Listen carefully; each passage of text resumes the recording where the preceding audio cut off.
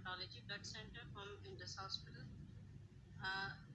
WBCs या white cell disorders जो है ये काफ़ी वाइड टॉपिक है, but the objective given as per the part 1 preparation.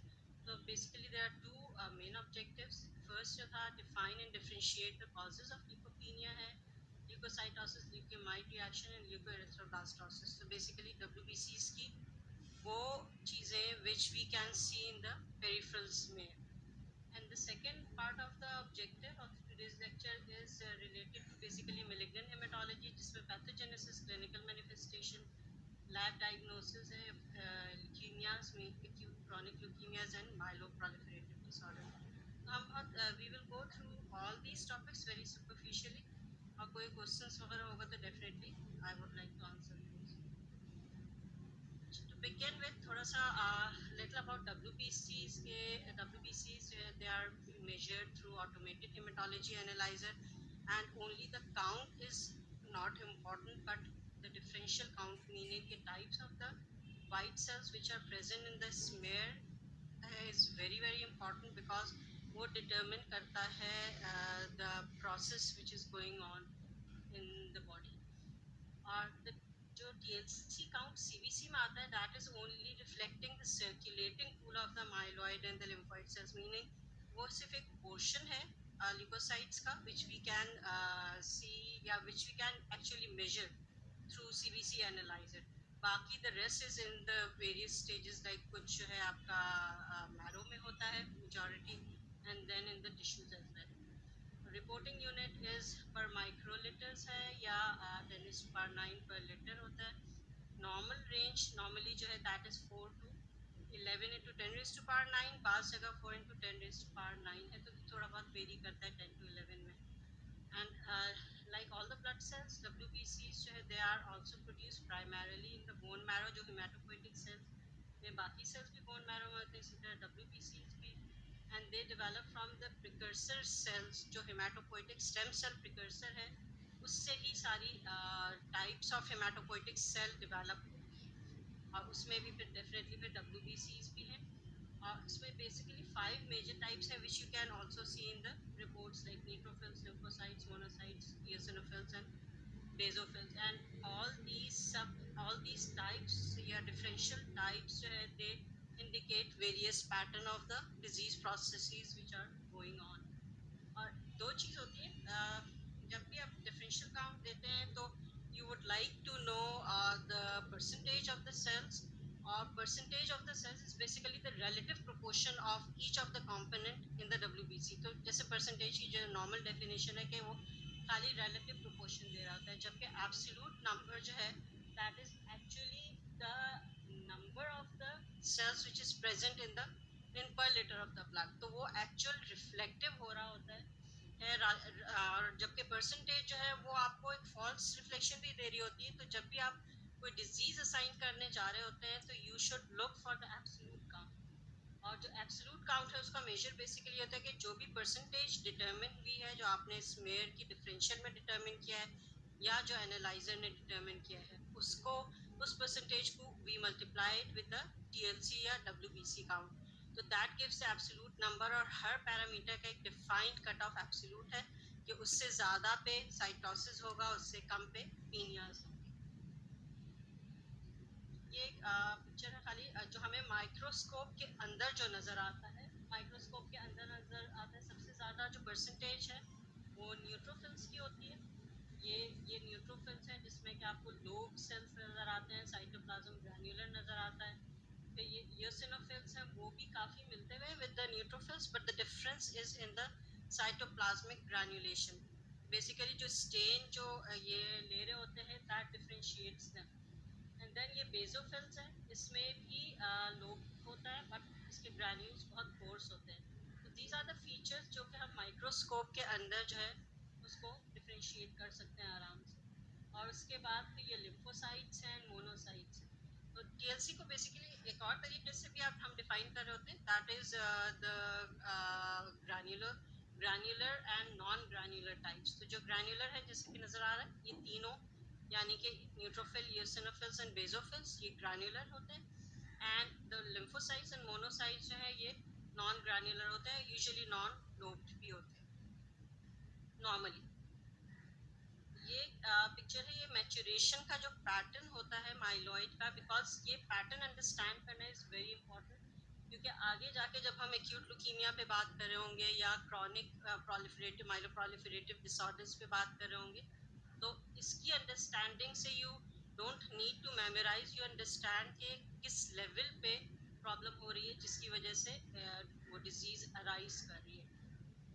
Major chunk जो होता है आपकी प्रोलिफरेशन का एंड मैच्योरेशन का, as you can see that occurs in bone marrow, ठीक है। एंड देन मेच्योर फॉर्म्स जैसे यहाँ पे न्यूट्रोफिल्स हैं या ये मोनोसाइट है, दे कम इन द ब्लड और फिर वो टिश्यू में जाते हैं। अगर मोनोसाइट ब्लड में होता है वो टिश्यू में जाके मैक्रोफेजेस बन जाता है, और न्यूट्रोफिल्स जो हैं वो भी टिश्यू में नॉर्मली जा रहे होते हैं।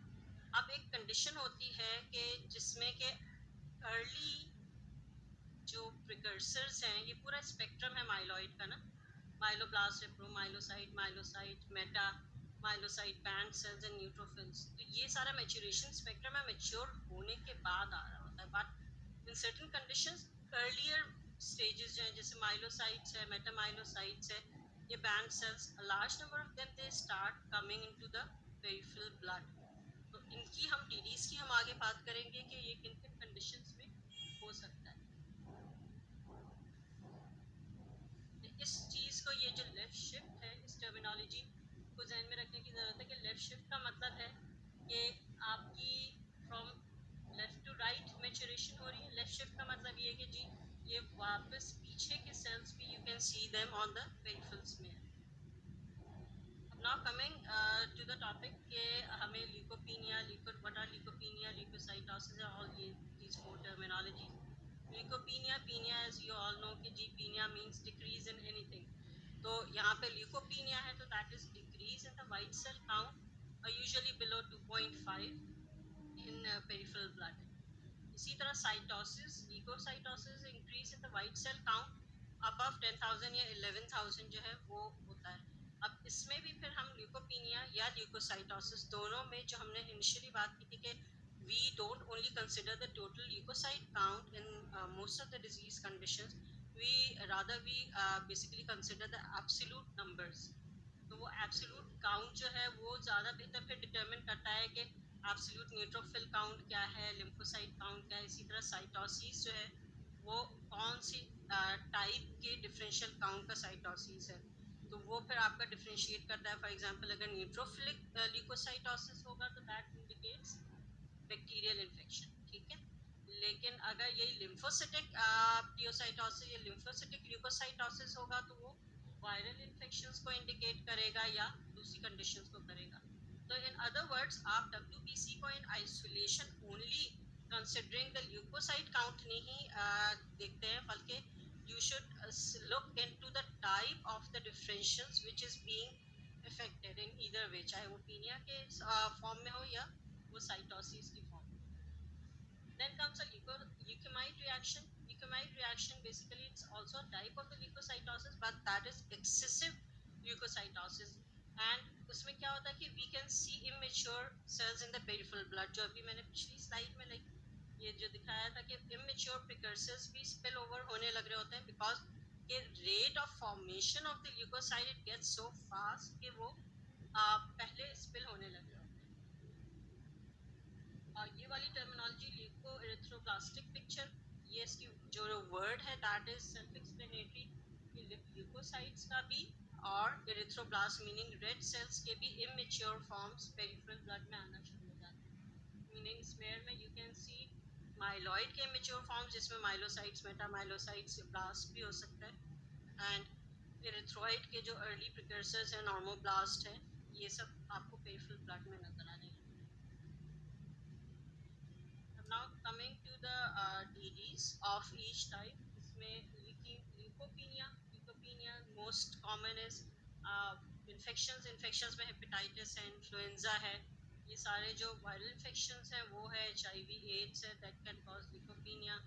fulminant bacterial infection on the other hand, अगर fulminant bacterial infection है तो उसमें लाइक टाइफाइड है, ट्यूबरकुलोसिस है, उसमें भी ल्यूकोपीनिया हो सकता है। And autoimmune disorders, any autoimmune disorder, drugs, there is a long list of drugs which can cause leukopenia. खाली मैंने दो मेंशन किया, otherwise there is a long list. उसमें एंटीबायोटिक्स जो बहुत यूज हो रही होती हैं, बाकी कीमोथेरेप्यूटिक रिएजेंट्स तो उनका फंक्शन ही ये है कि जी वो वाइप आउट करते हैं, तो that causes leukopenia. And then aplastic anemia, as you all know. फिर बाकी other bone marrow failure syndromes, तो whatever the failure syndrome is, जिस लीनिएज को, जिस सेल लाइन को इफेक्ट कर रहा होगा, उसका काउंट होगा, डिक्रीज करेगा. मेलिग्नेंसीज या मेटास्टैटिक डिसऑर्डर्स, मेलिग्नेंसीज चाहे वो बोन मैरो से अराइज हो रही हो या मेटास्टैटिक डिसऑर्डर्स बोन मैरो में डिस्टेंट मेटास्टासिस होकर इन्वॉल्व हो रहा हो, तो in both these conditions basically क्या होता है कि there is a replacement phenomena in which the hematopoietic, normal hematopoietic precursors, they are being replaced by the malignant cells. Then there is myelodysplasia, in which marrow में replacement तो नहीं होती है, but there is dysplasia in the cell line. तो that dysplasia, उसमें क्या होता है कि उसमें ल्यूकोपीनिया होता है, because उसमें intramedullary destruction भी start होने लग रही होती है, because those cells are not normal. तो उनकी destruction या apoptosis जल्दी होती है, that's why cytopenia happen with that. Then megaloblastic anemia can cause not only leukopenia, it can cause pancytopenia if not being treated. Then hypersplenism या splenomegaly, तो इसमें भी क्या होता है कि there is splenomegaly की वजह से there is splenic cooling of the hematopoietic cells. तो जो circulating share है वो decrease हो जाता है, and splenic pool it starts increasing with the size of the spleen. तो इसीलिए इसमें भी आपको leukopenia, in fact pancytopenia, you can also found pancytopenia. Second आपका ल्यूकोसाइटोसिस. ल्यूकोसाइटोसिस तो हम सबको ये तो उसमें कोई कंफ्यूजन नहीं होती है, और ये सबसे पहले जहन में whatever comes first is bacterial infection, leukocytosis, especially neutrophilic leukocytosis में. So the first thing which comes in mind is bacterial infection. And other conditions like inflammatory conditions हैं, ये इनके अलावा भी जो भी inflammatory conditions हैं that can lead to leukocytosis. Acute hemorrhage या hemolysis, certain drugs they can also cause leukocytosis. Stress, it can also cause leukocytosis. Drugs में एक steroid जो है वो काफी known है for leukocytosis, because इसमें क्या होता है कि वो normally जब when the blood is flowing through the circulation, तो पैराबॉलिक स्टेट में वो फ्लो हो रहा होता है, तो वॉल्स के साथ there is a significant number of the leukocytes which are like attached along with the vessel wall. तो जब आप सैंपल कलेक्ट कर रहे होते हैं, तो that you get into the middle of the lumen, तो वो मार्जिन्स पे काफ़ी सारे ल्यूकोसाइट्स होते हैं जिसको आप डिटेक्ट नहीं कर पा रहे होते हैं, बट व्हाट स्टेरॉइड डज कि वो demargination, it does the demargination. So a large number of the cells they come into the circulation. Others are metabolic disorders, and then malignancies may, I would say acute leukemias, yeah, chronic leukemias. Those can cause leukocytosis. Then we'll come to the leukemite reaction. Leukemite reaction, void का मतलब look alike. That आप लोग को आवाज तो clear है? Okay. Leukemoid, moid means look-alike basically. तो leukemoid reaction जो है वो भी type of a leukocytosis. तो उसमें क्या है कि जो आपके immature जो cells है that comes into the circulation along with the normal mature cells. तो इनकी जो DD है कि severe infection है, intoxication है, acute hemolysis है, and metastatic malignancies. So those are very similar to the leukocytosis. Then is the leukoerythroblastic picture. Leukoerythroblastic picture को हमने पहले ही डिफाइन किया था कि ल्यूकोएरिथ्रोब्लास्टिक पिक्चर का मतलब है कि ल्यूकोसाइट्स के भी इमेच्योर प्रिकर्सर्स एंड एरिथ्रॉइड के भी इमेच्योर प्रिकर्सर्स जो है वो हमें, जो नॉर्मली बोन मैरो में होते हैं, वो हमें ब्लड में मिलना शुरू हो जाते हैं, तो स्पिल ओवर हो जाते हैं.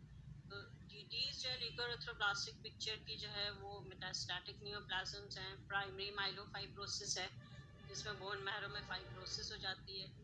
Then acute leukemias हैं, chronic leukemias हैं.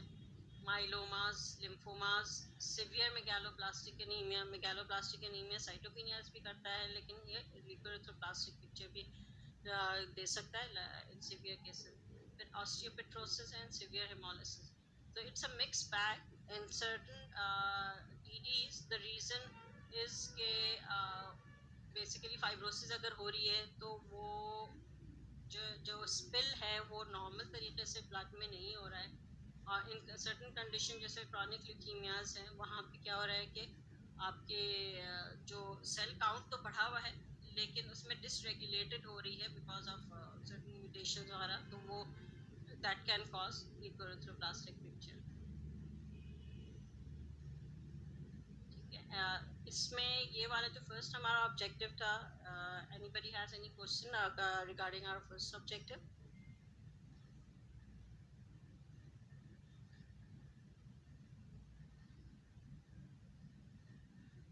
Yes, ma'am, I have a question, please. Ma'am, I want to ask, like, in leukopenia, you said we expect leukopenia in viral infections and in tuberculosis and typhoid. I mean, we usually look for lymphocytosis in like viral infections. So why we are expecting leukopenia over there? Like it's infection then. देखिए, basically infections जो है, अगर infections में viral basically interleukins वगैरह they suppress various regulatory mechanisms of the bone marrow. तो उन regulatory mechanisms को अगर वो सप्रेस कर रहा होगा तो दैट कैन लीड टू ये ल्यूकोपीनिया। नॉट नेसेसरीली कि मैरो खाली है, मैरो में भी नॉर्मल, बट जो पेरिफेरल ब्लड में नहीं आ रहा है उसमें पेरिफेरल ब्लड में नहीं आने की रीज़न जो है वो बात सफ़ा ये होती है कि जो regulatory mechanism of the bone marrow है वो किसी ना किसी वजह से हिट हो रहा होता है, जिसकी वजह से ये आपको ल्यूकोपीनियाज वगैरह मिल रहे होते हैं। फॉर एग्जांपल अगर वायरल इन्फेक्शन वगैरह है तो वहाँ पे आपका बोन मैरो ज़रूरी नहीं कि हाइपोसेल्युलर हो, लेकिन इसके मुख्तलिफ इंटरफेरॉन्स एंड इंटरल्यूकिन्स वगैरह की वजह से जो ये सप्रेस हो रहे होते हैं। आप भी कोई सवाल करें? Okay ma'am. ये क्वेश्चन था, आवाज आ रही है? ल्यूकोएरिथ्रोब्लास्टिक पिक्चर, इससे क्या मतलब हुआ? ल्यूकोएरिथ्रोब्लास्टिक, ल्यूको का मतलब क्या है? माइक करीब करके बोलना है। हाँ, ताकि सबको आवाज आए। WBC ल्यूको मींस WBC और erythroblastic means erythro means RBC and blastic, किसी भी चीज में अगर ब्लास्टिक लग रहा है, what does that mean? Large size, यानी लार्ज साइज से ज्यादा अर्लियर स्टेजेस। क्योंकि जो ये वाली हमने ये स्लाइड जो देखी थी, आगे भी है बट मैं यहाँ थोड़ा सा एम्फसाइज कर लेती हूँ।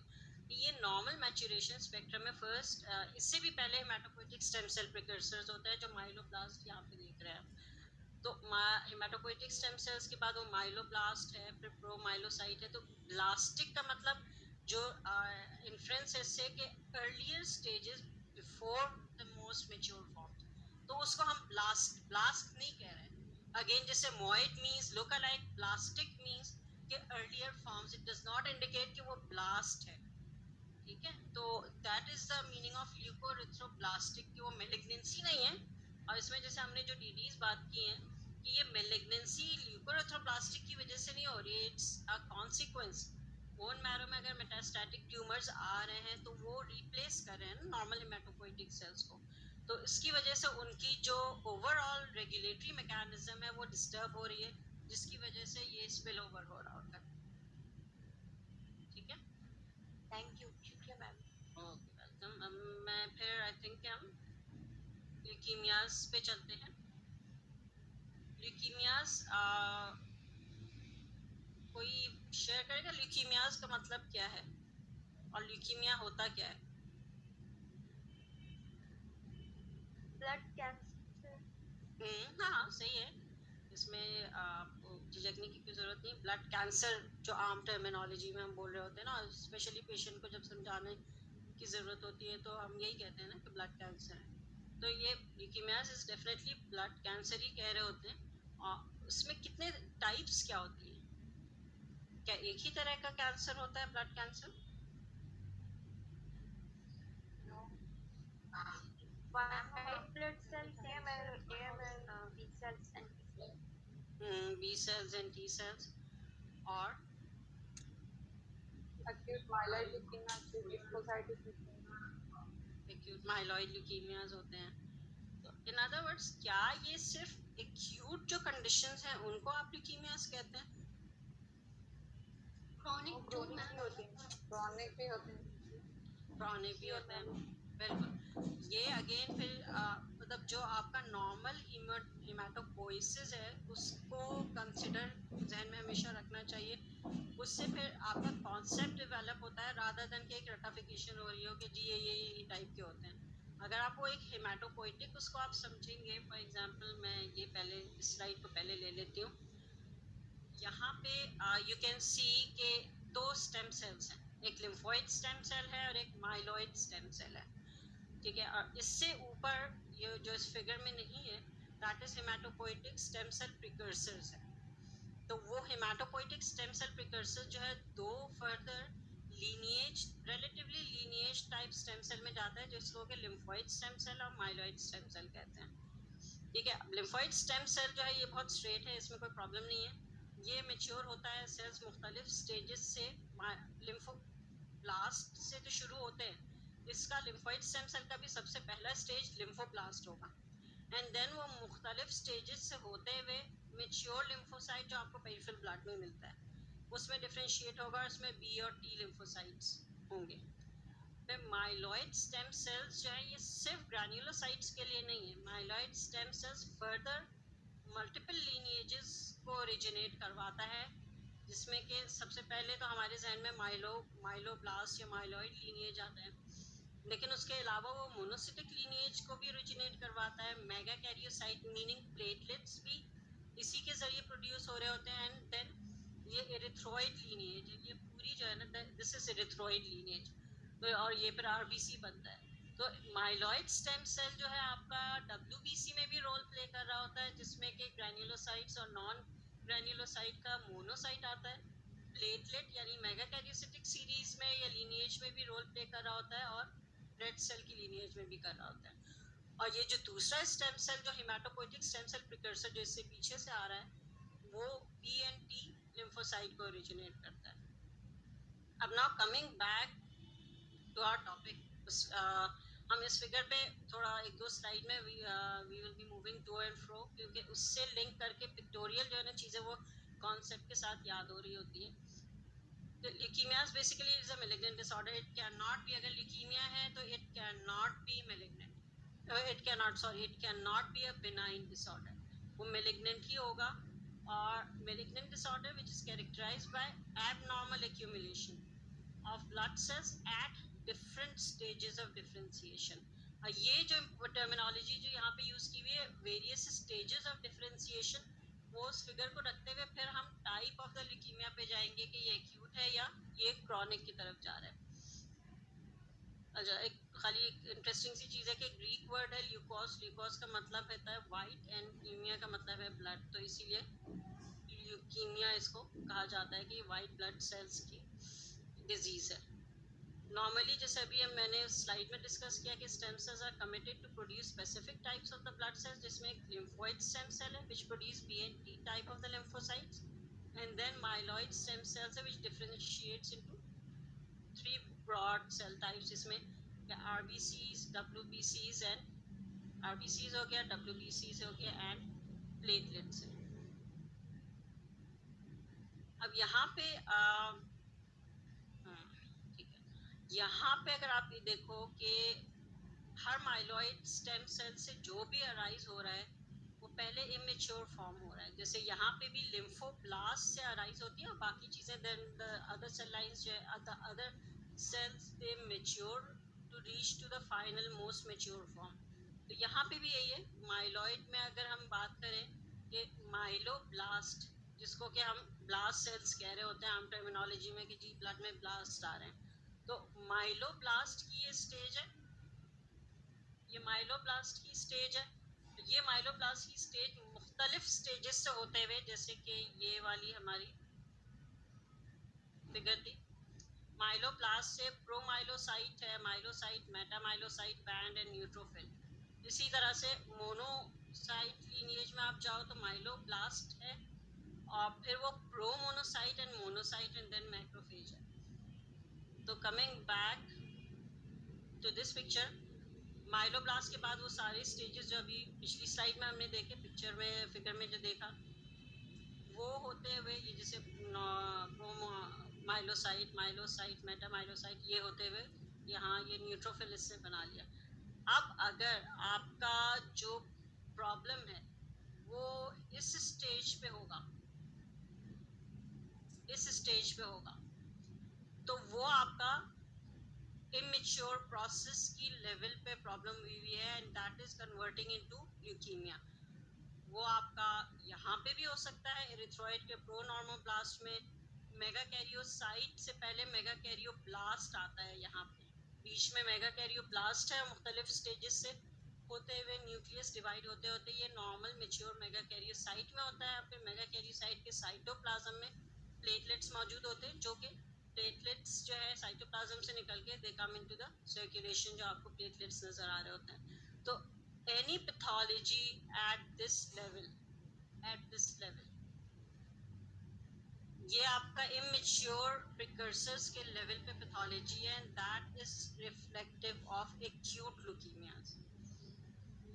और any pathology at the mature level, ये जो है आपका chronic leukemias में जाता है। तो मेजर जो डिफरेंस है इसमें अगर देखते हैं, ल्यूकीमियाज को हम acute leukaemia and chronic leukaemia में करते हैं। एक्यूट ल्यूकीमिया में फिर जैसे अभी आप लोगों ने भी बताया, एक्यूट माइलॉइड ल्यूकीमिया है, AML जिसको कहते हैं, एक्यूट लिम्फोब्लास्टिक ल्यूकीमिया है, ALL जिसको कहते हैं। तो ये दो major types of acute leukaemia, फिर इनकी अपनी बहुत सब टाइप्स बहुत लंबी हैं। अब फिर क्रॉनिक ल्यूकीमियाज है जिसमें क्रॉनिक माइलॉइड ल्यूकीमिया तो नहीं, क्रॉनिक माइलोप्रोलिफरेटिव डिसऑर्डर है। In fact this is basically chronic leukemia is basically the other name of chronic myeloproliferative disorder। और फिर जो lymphoid lineage में अगर पैथोलॉजी है तो ये chronic lymphoproliferative disorder। तो chronic leukemia is divided into chronic myeloproliferative and chronic lymphoproliferative disorder। तो अगर आपकी पैथोलॉजी जो है वो माइलॉइड स्टेम सेल के इमेच्योर प्रिकर्सर पे आके हो रही है और वो फर्दर आगे मेच्योर नहीं होने देती है, and there is accumulation of immature precursor of either myeloid, monocytic, megakaryocytic या एरिथ्रॉइड लीनिएज, तो वो acute leukaemia, acute myeloid leukaemia में जाएगा, AML में जाएगा। और अगर लिम्फोइड स्टेम सेल से जो लिम्फोब्लास्ट निकल रहे हैं वो जो है आपका ALL या एक्यूट लिम्फोब्लास्टिक ल्यूकीमिया में जाएगा। ठीक है, ये क्लियर है यहाँ तक आप लोगों को? Yes, ma'am. Yes, ma'am. ठीक है, एक्यूट ल्यूकीमियाज अब हम डिफाइन कर चुके हैं, collection of the immature precursors या प्रोजेनेटर सेल जिनको हम ब्लास्ट सेल्स कहते हैं। एंड इसके लिए to diagnose any disease there has to be a diagnostic criteria. तो for acute leukaemia the diagnostic criteria is presence of equal to या more than 20% of the blast either in the peripheral blood or in the bone marrow। दोनों में से जहाँ पे भी होगा तो that would be considered as acute leukemia। There are few exceptions, आगे की कुछ एक स्लाइड में I will discuss about these exceptions। Otherwise broadly जो है वो 20% की requirement है minimum to label any case as acute leukemia, चाहे वो AML का हो चाहे वो ALL का।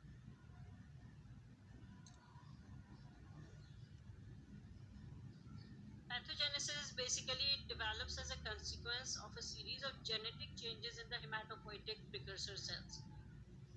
These changes क्या करता है? They alter the hematopoietic growth and differentiation। ठीक है, growth and differentiation जैसे हमने उस स्लाइड में किया है कि जी माइलोब्लास्ट के बाद उसको मेच्योर होकर प्रोमाइलोसाइट, माइलोसाइट में जाना होता है। लेकिन अगर कोई भी जेनेटिक इंसल्ट हुई है तो वो उससे आगे नहीं जाएगा, तो उसकी वजह से फिर उसकी एक्यूमुलेशन हो जाएगी बिफोर दैट स्टेज। तो यहाँ पे वही हो रहा है कि they alter the growth and differentiation resulting in accumulation of large number of abnormal immature cells. यहाँ पे ब्लड होगा तो बोन मैरो में, लेकिन आपको नजर कहीं भी आ सकता है। स्पिल अगर ब्लड में 20% हो गया है तो आपको वहीं से डायग्नोसिस मिल जाएगी। तो बेसिकली जो जिस्ट है पैथोजेनेसिस का वो increase rate of proliferation, proliferate तो बहुत तेजी से कर रहा है लेकिन डिफ्रेंसिएशन ब्लॉक हो रही है।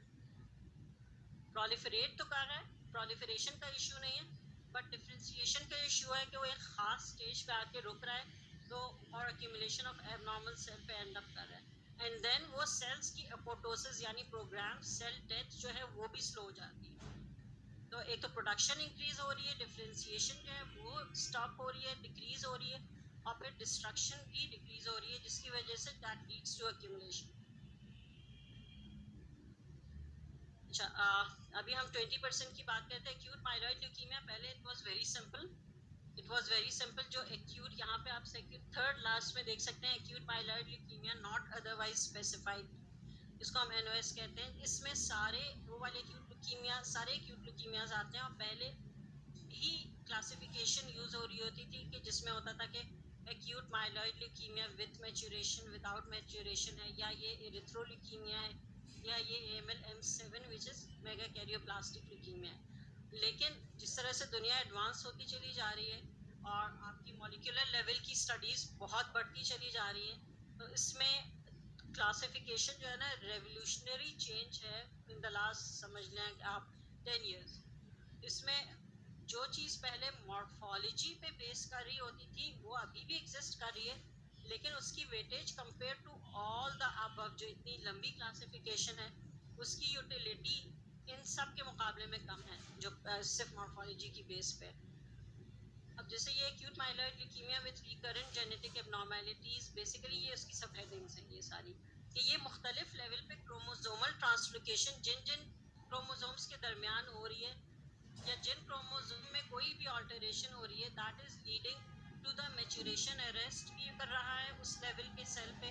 तो वही जो सारी पैथोजेनेसिस जो हमने पीछे देखी थी, तो ये जेनेटिक आइडेंटिफिकेशन और इसकी यूटिलिटी ट्रीटमेंट एंड प्रोग्नोसिस के हिसाब से सेल में बहुत ज़्यादा, it's not just a finding basically. अब आपकी ट्रीटमेंट एंड प्रोग्नोसिस जो है वो लार्जली बेस कर रही होती है on the type of the cytogenetic abnormality which is being identified. Lymphoid में भी, लिम्फॉइड वैसे तो it's very simple, like BALL होता है कि बी एक्यूट लिम्फोब्लास्टिक ल्यूकीमिया होता है, या TALL होता है कि T एक्यूट लिम्फोब्लास्टिक ल्यूकीमिया होता है।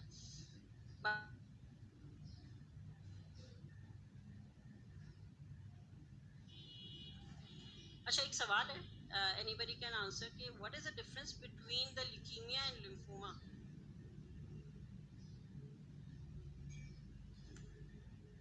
Lymphoma arises from lymph nodes, malignant tumor that arises from lymph nodes, and leukemia relates to whole blood.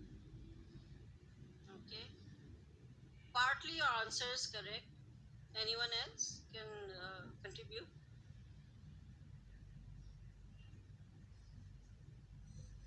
Lymphoma is the accumulation of the precursor cell in the lymph node, while leukemia is the accumulation of precursor in the bone marrow. Lymphoma में generalise lymphadenopathy होती है, Okay, clinical picture change रहेगी। Leukaemia में lymphadenopathy नहीं मिलती है clinical presentation में। Lymphadenopathy तो आपको ल्यूकीमिया में भी मिलती है, लिम्फोमा में भी मिलती है। यहाँ पे जो क्लासिफिकेशन है वो ल्यूकीमिया स्लैश लिम्फोमा दिया हुआ है। जो आंसर्स आप लोग दे रहे हैं कि lymphoma rises from the lymph node, that is right, that is correct कि the lymphoma rise from the lymph node. लेकिन यहाँ पे एक्यूट ल्यूकीमियाज में या लिम्फोब्लास्टिक लिम्फोमाज में ये नॉट नेसेसरीली कि वो arising from the lymph node हो, बेसिकली ईदर वे, चाहे वो लिम्फ नोड से वो लिम्फोब्लास्टिक लिम्फोमा राइज हुआ हो, उसने ब्लड को इन्वॉल्व कर लिया, या वाइस वर्सा, मीनिंग कि एक्यूट ल्यूकीमिया हुआ है, बोन मैरो से अराइज हो रहा है ये acute leukaemia, and then it is involving the lymph nodes, और लिम्फ नोड में भी आपको वो लिम्फोब्लास्ट और पूरा डायग्नोसिस हो रही है, तो वो ल्यूकीमिया स्लैश लिम्फोमा हो जाता है, मीनिंग कि tissue involvement of the blast वो लिम्फोमा कैरेक्टराइज करता है, और उसकी मैनेजमेंट पॉइंट ऑफ व्यू से भी सिग्निफिकेंस होती है कि अगर एक्यूट ल्यूकीमिया है, खाली एक्यूट ल्यूकीमिया लिम्फोमा है, तो उसकी अप्रोच में चेंज होता है। ठीक है, इसी तरह से जिस तरह से माइलॉइड में हमने कहा था कि there are many, basically the classification has revolutionised based on the molecular findings, तो इसी तरह से इसमें भी ALLs में भी इसी तरीके से है कि 922 जो फिलाडेल्फिया क्रोमोसोम है, ये MLL जीन है। तो ये सारी जीन्स की इन्वॉल्वमेंट जो है that is indicating the prognosis. For example hyperdiploidy is a indicator of good prognosis, hypodiploidy is indicator of bad prognosis। इसी तरह से ये जो है आपका bad prognosis है जो फिलाडेल्फिया क्रोमोसोम है, MLL is bad prognosis, this is good prognosis। तो ये डिजीज को किस तरह लेके चलना, उसकी management and chances of relapse that we can like predict on the basis of the molecular classification, जो आप बेसिकली अब यही क्लासिफिकेशन वर्ल्ड वाइड यूज हो रही होती है। क्लिनिकल मैनिफेस्टेशन में बेसिकली क्लिनिकल मैनिफेस्टेशन की रीज़न जो है वो बोन मैरो फेलियर है। और वो बोन मैरो फेलियर क्यों है? बिकॉज देयर इज एक्यूमुलेशन, जैसे हमने पीछे पैथोजेनेसिस पढ़ा, there is accumulation of the immature precursors if and there is reduce apoptosis भी एज वेल, यानी programme cell death that is also reduce और प्रोडक्शन भी इंक्रीज है। तो क्या हो रहा है कि बोन मैरो रिप्लेसमेंट फिनोमेना हो रहा है। तो नॉर्मल हेमाटोपोइटिक सेल्स की जगह पे वो एबनॉर्मल सेल्स जो है दे स्टार्ट एक्यूमुलेटिंग, तो दैट लीड्स टू साइटोपेनियास। और जो साइटोपेनियास की वजह से जो भी क्लिनिकल मैनिफेस्टेशन हो सकती है, फीवर है, बोन पेन है, इजी ब्रूजेबिलिटी है, ये सारी चीज़ें जो है ये आपकी आउटकम के तौर पे आपको साइन सिम्टम्स के तौर पे यू कैन फाइंड। फिर इन्फिल्ट्रेशन ऑफ द ऑर्गन्स, ये कि if it start infiltrating the tissues, तो वो इन्फिल्ट्रेशन ऑफ द ऑर्गन्स के अपने जो साइड इफेक्ट्स हैं, वो मतलब जो प्रेजेंटेशन है वो सब मैनिफेस्ट हो सकती है। तो बहुत वाइड है इसमें, ये तो बहुत फ्यू सिम्टम्स आर मेंशन्ड है, fever, bone pain, fatigue, easy bruisability क्योंकि प्लेटलेट्स भी इफेक्ट हो रहे होते हैं, painless lymphadenopathy, this is very important, painless lymphadenopathy, क्योंकि पेनफुल लिम्फेडेनोपैथी जो है दैट इज मोर इंडिकेटिव कि कोई इन्फेक्टिव इन्फ्लेमेटरी कंडीशन चल रहा हो तभी वो पेनफुल है, अदरवाइज ये पेनलेस मोस्टली होता है। और फिर बाकी sign symptoms of organ filtration, जो भी ऑर्गन इन्वॉल्व हो रहा है तो उसके लिहाज से प्रेजेंटेशन पेशेंट्स में मिल सकती है। जो लेबोरेटरी डायग्नोसिस जो है वो एक series of battery of laboratory investigation है।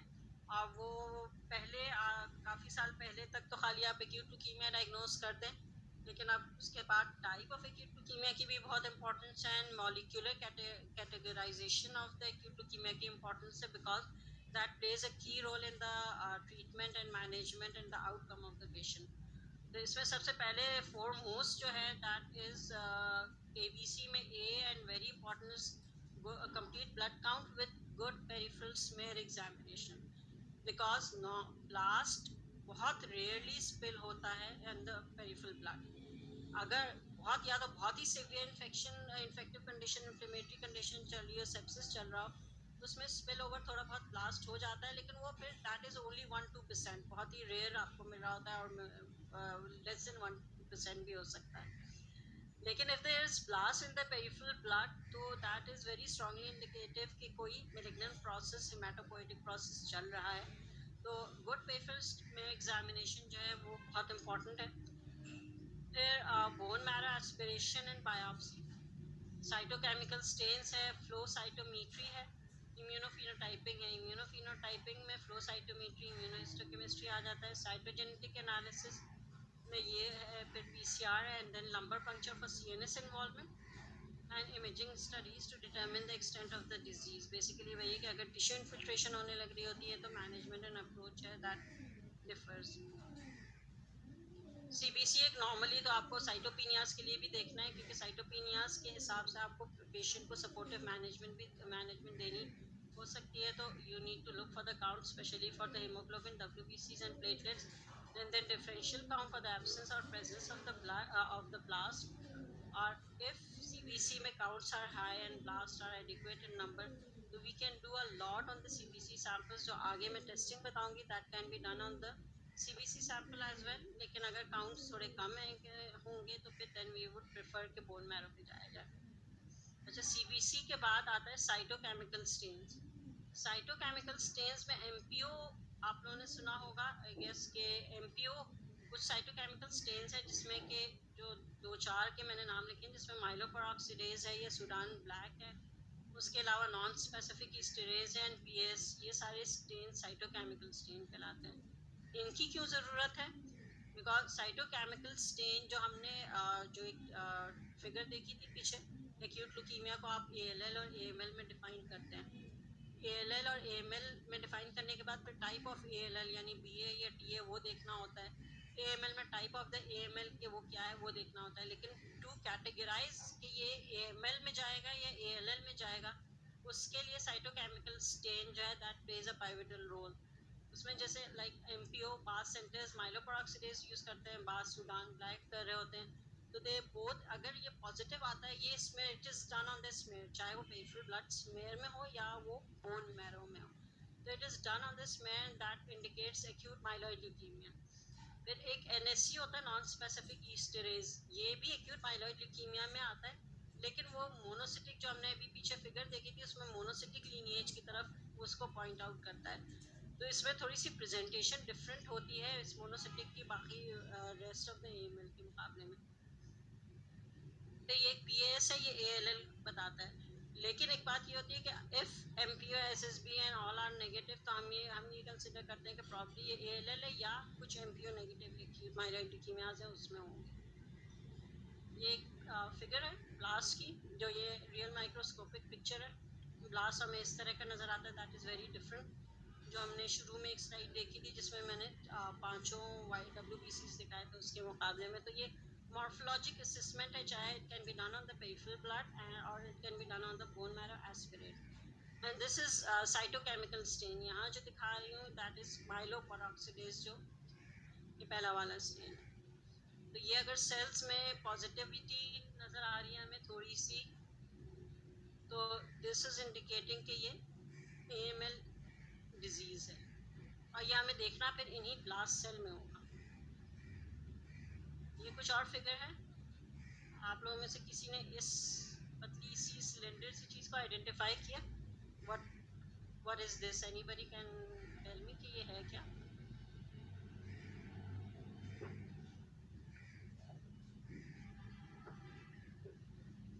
ये है तो ब्लास्ट। इसके अंदर ये एक सिलेंडर सी चीज़ है, इसको हम कहते हैं R रॉड। R रॉड जो है ये पैथोग्नोमोनिक है फॉर एक्यूट माइलॉइड ल्यूकीमिया। अगर R रॉड स्मेयर में नज़र आ जाती है तो it can not be anything else other than acute myeloid leukaemia. तो ये भी आपका एक्यूट माइलॉइड ल्यूकीमिया की एक टाइप है, उसकी मॉर्फोलॉजी है ये। तो हर टाइप की मॉर्फोलॉजी भी डिफर कर रही होती है। अच्छा, फिर आप आते हैं बोन मैरो एस्पिरेट एंड ट्रिफाइन में। एस्पिरेट जो है बेसिकली ये साइटोलॉजिकल असेसमेंट है, तो उसमें आप ब्लास्ट परसेंटेज मॉर्फोलॉजी देखते हैं। और ट्रिफाइन बायोप्सी, जो कोर बायोप्सी हम बोन मैरो की निकाल रहे होते हैं, उसमें that is use for the assessment of the cellularity के बैक मैरो हो या हाइपोसेल्युलर मैरो है। The extent of infiltration, how much is infiltrated, how much of the marrow is infiltrated, and that is related to the degree of cytopenia. जितना ज़्यादा infiltration होगी उतना ज़्यादा cytopenia start होना शुरू हो जाएगा। एंड ट्रिफाइन का एक और फ़ायदा है कि हम इम्यूनोहिस्टोकेमिस्ट्री भी कर सकते हैं। इम्यूनोहिस्टोकेमिस्ट्री क्या है ये मैं आपको फ्लो साइटोमेट्री के साथ ब्रीफ कर दूंगी शॉर्ट सा। बेसिकली फ्लो साइटोमेट्री या इम्यूनोहिस्टोकेमिस्ट्री दोनों जो है उनका फंक्शन है to determine the lineage of the cell, कि वो किस सेल लाइन से अराइज हो रहा है। मॉर्फोलॉजी आपको सिर्फ ये बता देगा कि ये ब्लास्ट है, वो ये नहीं बताएगा कि किस टाइप का ब्लास्ट है। साइटोकेमिकल स्टेन तो बता देता है, लेकिन वो फर्दर आप जो है वो किस टाइप का है उसके लिए आपको जो हर सेल के ऊपर ना कुछ आपके एंटीजेंस होते हैं, स्पेसिफिक एंटीजेंस होते हैं, और थ्रू फ्लो साइटोमेट्री या इम्यूनोहिस्टोकेमिस्ट्री हम उन एंटीजेंस को डिटरमिन करते हैं। अब वो एंटीजन जो है वो उस पूरे मैलिग्नेंट प्रोसेस का लीनिएज बता रहे होते हैं। तो बेसिकली इस पूरे प्रोसेस को डिटरमाइनिंग द एंटीजन टाइप्स, उसको हम इम्यूनोफिनोटाइपिंग कहते हैं, कि फिनोटाइप का मतलब है कि टाइप कर रहे हैं हम उसके एंटीजन्स को। तो फ्लो साइटोमेट्री एक स्पेशल इंस्ट्रूमेंट के साथ किया जाता है। ये इसके लिए एक बहुत इंस्ट्रूमेंट स्पेशलाइज इंस्ट्रूमेंट है, वो यूज़ किया जाता है। ये ब्लड और बॉडी फ्लूइड वगैरह में किया जाता है, जबकि इम्यूनोहिस्टोकेमिस्ट्री में इम्यूनोफिनोटाइपिंग है वो ट्रिफाइन बायोप्सी से होती है, जो पैराफिन ब्लॉक होता है।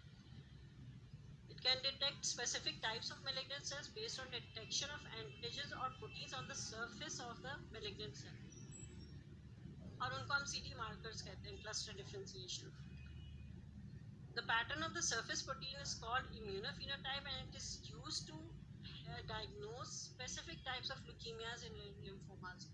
तो क्योंकि जब तक आप स्पेसिफिक टाइप पे नहीं जाएंगे उस वक्त आप जो है ट्रीटमेंट मोडालिटी क्या लेनी है वो डिफाइन नहीं कर सकेंगे.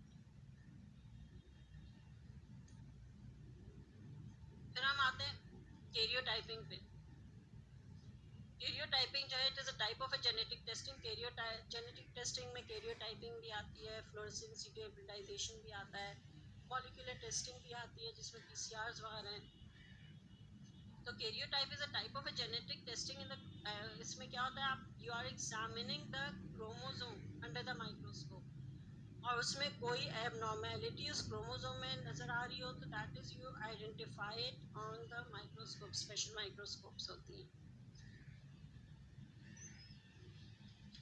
और फ्लोरेसेंट इन सीटू हिब्रिडाइजेशन वो भी वही करी होती है जो हम कैरियोटाइप में कह रहे हैं कि वो क्रोमोसोम में एबनॉर्मेलिटी को आइडेंटिफाई कर रही है.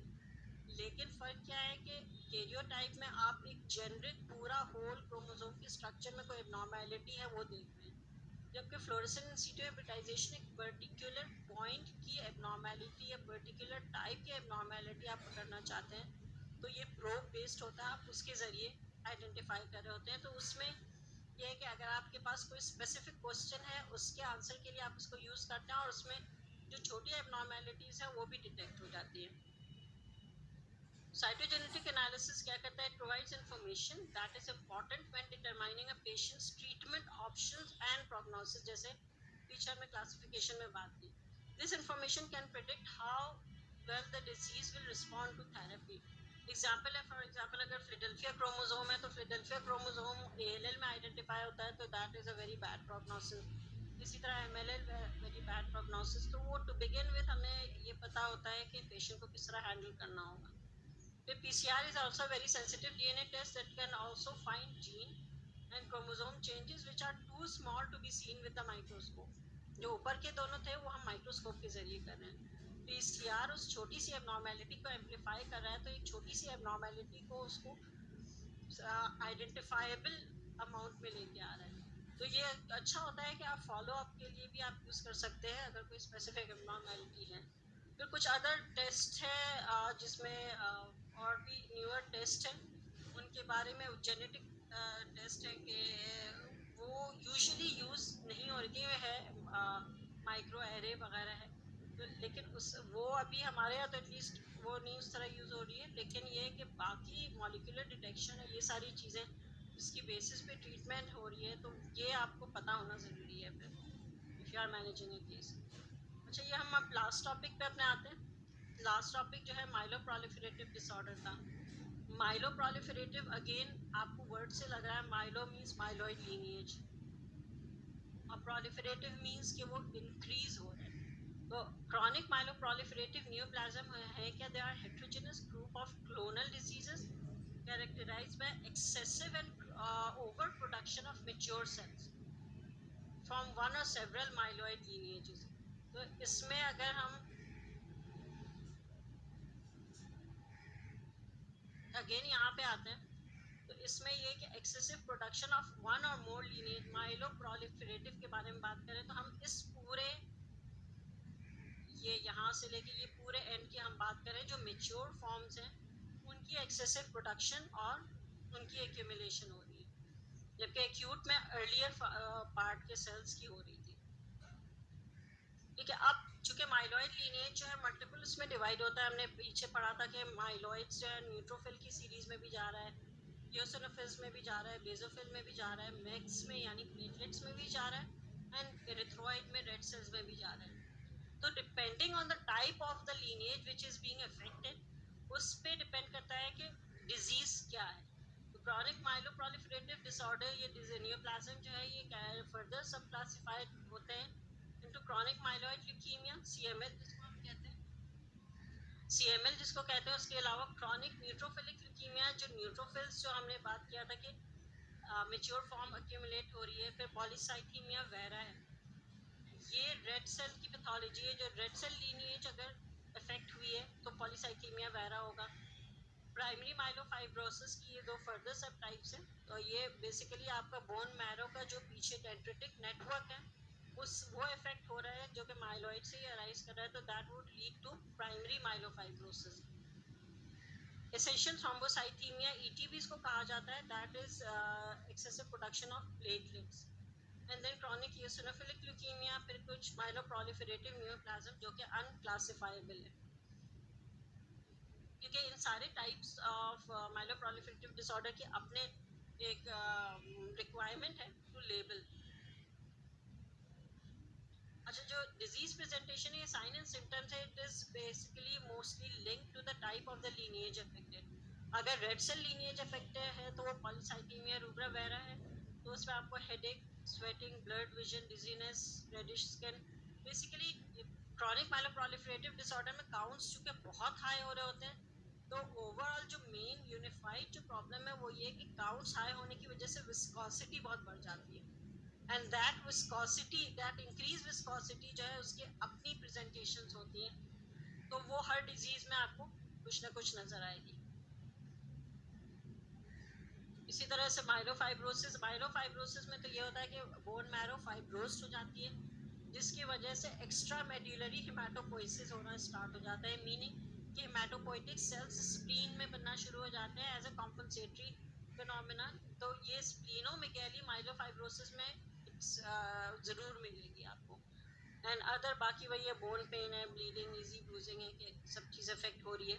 माइलोफाइब्रोसिस में भी साइटोपिनियाज मिल रहे हैं आपको। ET is excessive production of the platelet count है, तो और इसमें हेडेक, विजन डिस्टर्बेंसेस, ये सारी वही है हाइपर विस्कोसिटी वाली चीज़ें हैं। अच्छा, लेबोरेटरी डायग्नोसिस जो है, जिस तरह से एक्यूट ल्यूकीमिया की लेबोरेटरी डायग्नोसिस में मल्टीपल स्टेप्स थे कि आपको पहले स्मेयर में ब्लास्ट आइडेंटिफाई करना है, फिर साइटोकेमिकल देख रहे हैं, फिर लीनिएज देख रहे हैं, फिर मॉलिक्यूलर लेवल देख रहे हैं। यहाँ पे बीच की बहुत सी चीज़ें आप की इतनी अहमियत नहीं है।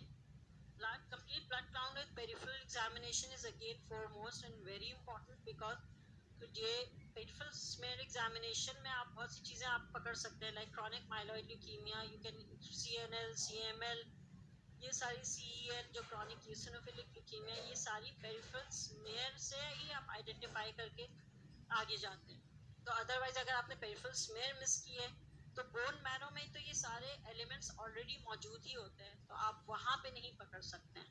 तो बोन मैरो एग्जामिनेशन या रिफाइंड बायोप्सी की वो यूटिलिटी नहीं है in chronic disorders as it is important in acute leukaemias. तो यहाँ पे जो सबसे इम्पॉर्टेंट है कि CBC with peripheral smear examination और cytogenetic and molecular testing. In fact ये सेकेंड वाला बोन मैरो एक्यूट ल्यूकीमिया में इम्पॉर्टेंट है। यहाँ पे कुछ कंडीशंस में इम्पॉर्टेंट होता है कि मीनिंग कि आपको फॉर एग्जांपल CML है, CML जो है वो क्रॉनिक फेज में है या एक्सीलरेटेड फेज में है, डिजीज प्रोग्रेस कर रही है, तो for that you would need the bone marrow examination. इसमें स्पेशली डिफाइन के साथ, तो वहाँ पे प्रोग्रेशन ऑफ द डिजीज के लिए चाहिए होता है, not for the diagnosis. Diagnosis के लिए फर्स्ट, थर्ड रेटिकुलर फाइब्रोसिस, क्योंकि माइलोफाइब्रोसिस आप इसी रेटिकुलर फाइब्रोसिस के जरिए करेंगे जो ट्रिफाइन बायोप्सी में देखते हैं। And the foremost is cytogenetic and molecular testing, that is disease defining for any chronic myeloproliferative.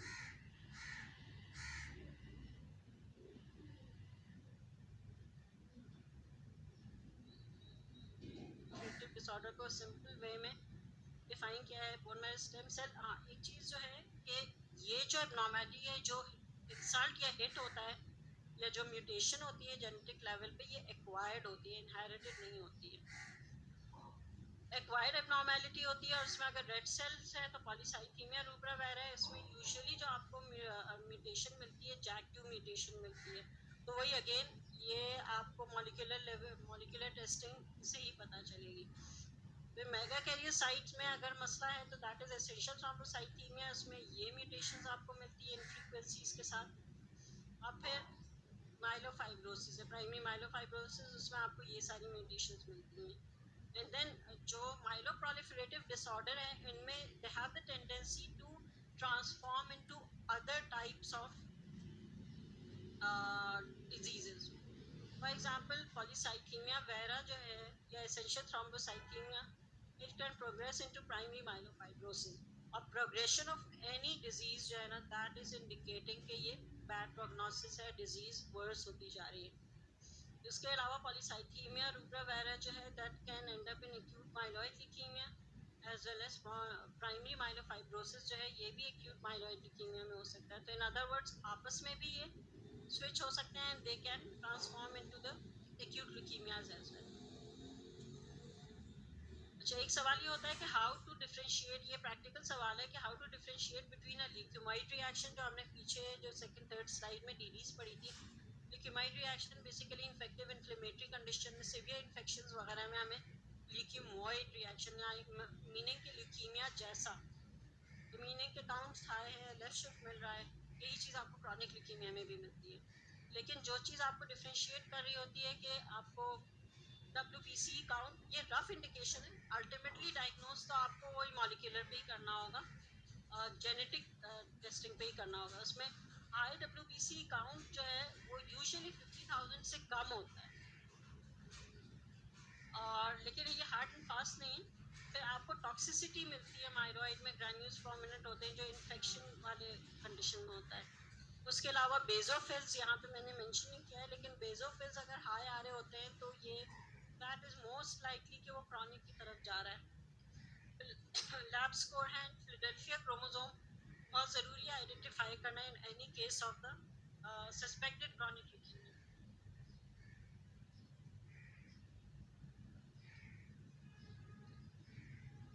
Okay, we are done with the lecture. कोई क्वेश्चन है आप लोगों का?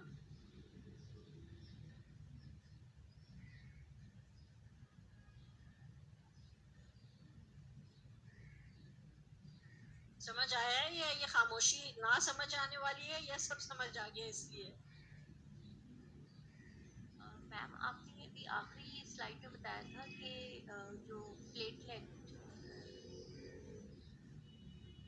जो WBC की एक लाइन है वो जाके आगे बना देती, हाँ पॉलीसाइथेमिया रबरा आगे जाके हाँ ये एक्यूट माइलॉइड ल्यूकीमिया बना रही है. ये कैसे मैम, मतलब तो RBC वाली लाइन थी तो ये एक्यूट माइलॉइड कैसे बनाती है? देखिए, ये म्यूटेशन, ये डायरेक्ट नहीं है ना, ये म्यूटेशन है, mutation at the chromosome level है. और वो म्यूटेशन जब एक दफ़ा कोई हिट हो रहा है, आपका जेनेटिक मेकअप हिट हो रहा है, तो यूजुअली जो देखा गया है कि कौन कौन सी डिजीजेस और कौन से जेनेटिक हिट्स हो सकते हैं उनमें. तो ये नहीं है कि यही सेल्स या ये एक्यूट माइलॉइड ल्यूकीमिया में जा रहे हैं. बेसिकली ओरिजिन वही है जो हमने एक्यूट ल्यूकीमिया में भी पढ़ा था ना, कि देयर इज जेनेटिक म्यूटेशन, और उसके नतीजे में कौन सी जगह पे वो बैरियर लग रहा है, मैच्योरेशन अरेस्ट हो रही है, वो फिर आपका डिफाइन कर रहा है. तो वही है कि प्री डिलेक्शन है कि ये इसकी तरफ मूव हो सकते हैं. मतलब जेनेटिक प्रॉब्लम की वजह से बिल्कुल बिल्कुल, एक लाइन इमेच्योर हो रही है और भी वो शामिल हो जाती है. हाँ वाइट ब्लड सेल हाँ भी आ जाती है. हाँ, और ये सारी चीजें जो बनती है ना, मतलब लाइक इनमें बहुत से अनआंसर्ड क्वेश्चन होते हैं. लेकिन ये चीज फॉर श्योर है कि इट्स नॉट कि यही सेल जाके एक्यूट ल्यूकीमिया बन रहा है, ये नहीं होता. ठीक है, कोई सवाल है तो थैंक यू जनाब. Ma'am, there is okay. Ma'am, in leukemioid reaction, you said there are usually precursors. There is a left shift. We will observe the immature cells in the peripheral film. But in myeloid leukemia, in myeloproliferative leukemia, and CML, there will be all mature cells. Then why we are basically differentiating between these two? We will be just confirmed by looking at the left shift, because looking at the immature cells. Then why we need to differentiate it? Like देखें, outcome of leukaemoid reaction and outcome of chronic myeloproliferative disorder. Outcome से पहले management, would it be the same? no, it will be different. It would be totally different, ना. मतलब Yeah. leukemioid reaction is a reactive condition and